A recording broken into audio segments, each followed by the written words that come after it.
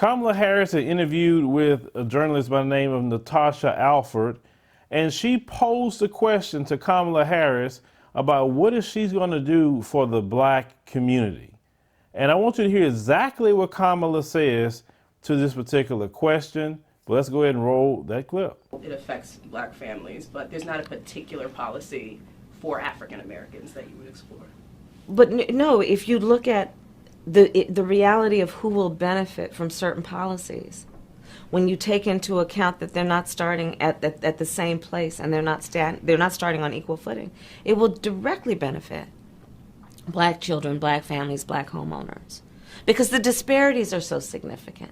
So if we focus on the specific issues that have resulted in the greatest disparities, and we understand that that's part of why we're doing it. Listen, the reality also is this: any policy that will benefit black people will benefit all of society. Let's be clear about that. Let's really be clear about that. So I'm not going to sit here and say I'm going to do something that's only going to benefit black people. No, because whatever benefits that black family will benefit that community and society as a whole and the country. Now, when this question was asked, this was asked toward the end as they were about to wrap things up. Now, you heard what Kamala stated. She stated that she is not going to have a policy that just benefit black people. Matter of fact, she said, no. That's what she said. I'm not exaggerating. You heard her yourself. So she's not going to address anything that we need her to address. If we don't accept that rising all tides lift all boats, if we don't accept that, then we're not going to get anything. I want black people to recognize something. Kamala Harris is really only towing the line that the Democratic Party has been having since the 70s. They've been towing that same Patrick Moynihan, the Negro Family Report. And we talked about this on this channel in a live stream. And they came up with, and many of you know this, the benign neglect policy. Well, they're not going to discuss black people at all. They're not going to mention us. They're not going to give us any kind of concrete policies. But they make sure to mention immigrants. They make sure to mention LGBTQ. They make sure to mention white women. They make sure to mention the Hispanic community and anyone else. They make sure to mention them by name and give them policies that will benefit them. But when it comes to black Americans or ADOS, American descendants of slaves, Native Black Americans, whatever we want to call ourselves, they don't want to discuss us and they don't want to give us a policy at all. But they demand you to get in your car, drive down to a polling place, and go put in a vote for them. And you get nothing out the deal. Let me tell you about slavery. We're talking about ADOS. A slave is only there to benefit his or her master. That's it. They are there to benefit them financially. They are there to benefit them with entertainment, sexually, whatever else they want. They are there to benefit their master. Politically, we as black folk in America have been nothing but a political slave. Let me explain to you why. Every time we have been going out to vote for these people, who has benefited the most? Everyone else. What do we get out of it? Nothing. What do we get out of it? Oh, your ancestors died so you can vote. No, they didn't. That is not the truth. They died for liberation, not a vote. Let's call that what it is, okay? They try to tell you and send John Lewis out and send all these people out, and they try to shame you that you need to vote and you need to do this and you need to get on board with immigration and you need to get on board with this and that and a third. They always tell you what you need to get on board with. But when it's time for people to get on board with us, no one is around. Now, many people don't understand why a lot of people in our community are upset or bothered. Barack Obama is the one that stirred all this up.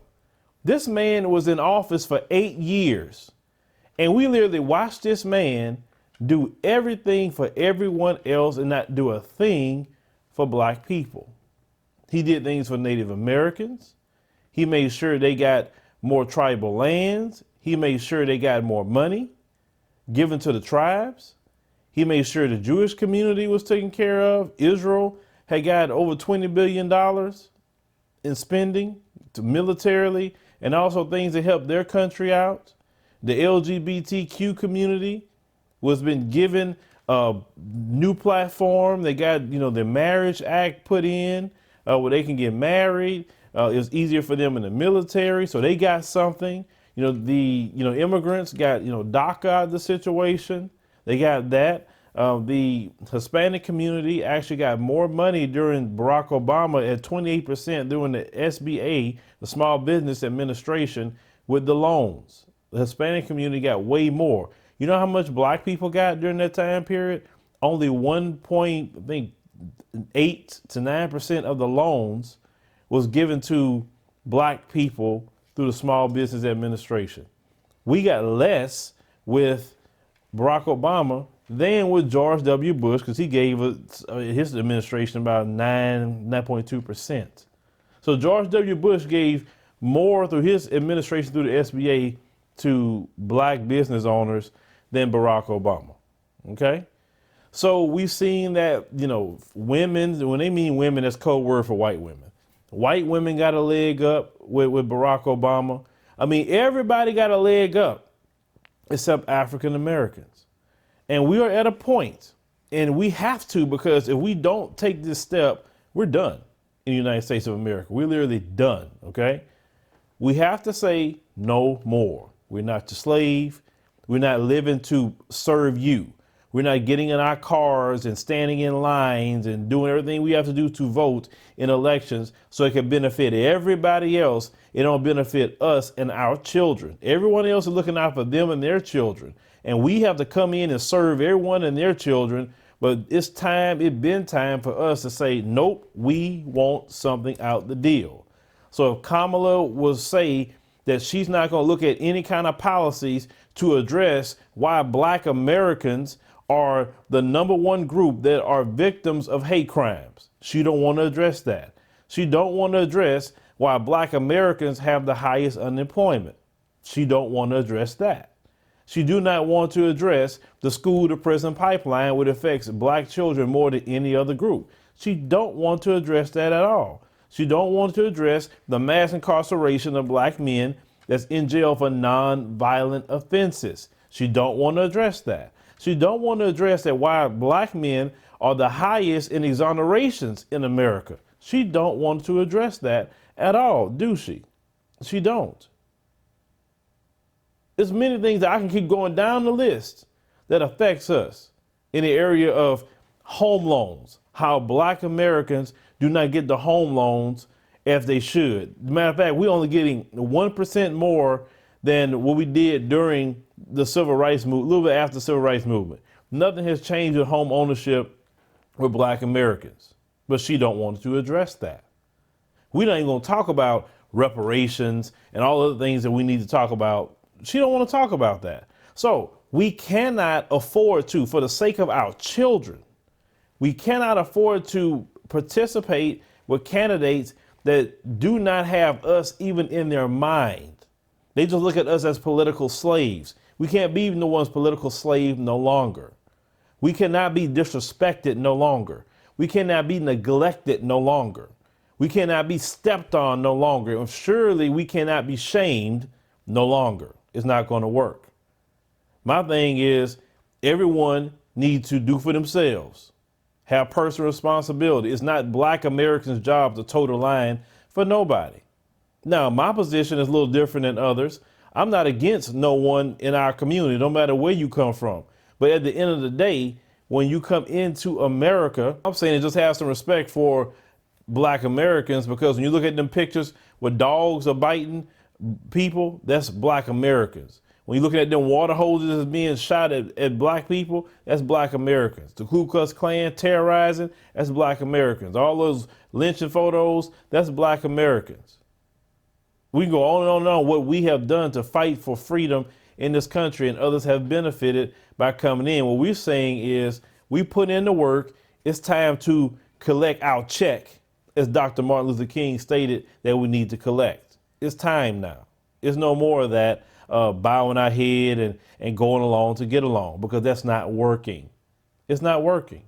Then these people that's even, some of them, and I ain't gonna mention boule ones, but you have some black folks who say, well, why you always talking about Kamala? Y'all gonna talk about other people? I mean, why you picking on her?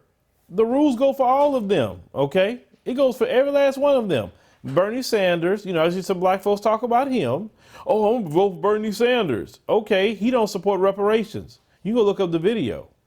Elizabeth Warren, she said, yes, I support reparations, but Native Americans need to get them too. Nope. Native Americans didn't go through what we went through in this country. They didn't. They didn't do the Jim Crow. They didn't do the slavery. They didn't do a whole lot of things that we went through to earn that. We earned a reparation. So no, we're not going to go along with that at all. So no, we can't go along with that. Alexandria Ocasio-Cortez is saying, well, I support reparations, but, Latinos need to get reparations too. No, ma'am. When you start showing me the slavery and you start showing me the dogs and the water holes and the Klan and everything else, and if you was on the plantation right with us, I'd be like, yeah, you need to get those reparations. Now, you need to get the reparations from Spain, because it's not just us. I mean, I understand that people was enslaved in other places, like some of our brothers and sisters enslaved in the Caribbean. You need to get those reparations from France or Spain or whoever else that colonized. I'm a firm believer of you need to get your reparations. But when it comes to us here in this land here, we have to get what is owed to us, and we have to make sure that we be respected. No one respects black Americans because we don't demand respect. And you can make people respect you by taking a stand, because no one respects anyone that begs. No one respects anyone that wants a friend. No one respects anyone that don't seek any kind of power for their group. Every other group does that. They want to be taken care of in this country. Black Americans are the only ones that just try to go along and get along. Well, that day is over with. Black Americans are seeking something now. They're seeking an agenda. They're seeking for their problems to be fixed. And if you don't have to fix them, you can continue to do what you do, and that's fine. Then black Americans just hold their votes. That's all. I mean, it's not that hard, to figure out. At this point, it's not hard. Give black Americans what they want. And I'm not saying give us a bunch of BS talking either. That's not going to work. We want concrete policies. That's it. You don't give it, you're not getting the vote. I don't see what's so hard with it. You're giving everybody else something. Now, I can understand if you wasn't giving nobody else anything, then I would understand. I say, look, they don't give nobody nothing. It's just a one agenda, and that's it. But when you start addressing all these subgroups, and then you don't say nothing to black Americans, that's not going to happen anymore. So when you're checking websites, and if I don't see anything on anyone's website, I'm going to say, okay, well, you don't want to address black Americans, but you're addressing everybody else. That day is gone. It's just that simple. Now, leave me a comment that knows anything about this particular situation with Kamala Harris.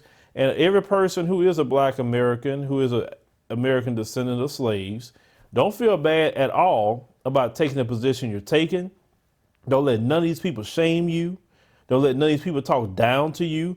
You have a right to stand up for yourself, your community, and your children. Look at your children. Do you want your children in the same predicament that you're in?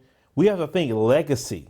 And that's one thing we don't think about in the black community. We think too much about right now. Think legacy. Think 20, 30, and 40 years down the line. If you take a stand today, you can make a better way for our kids tomorrow. But you got to do something today and forget people that want to shame you for taking a stand. Because obviously they don't care about you or your children. And that's evident in their response to you.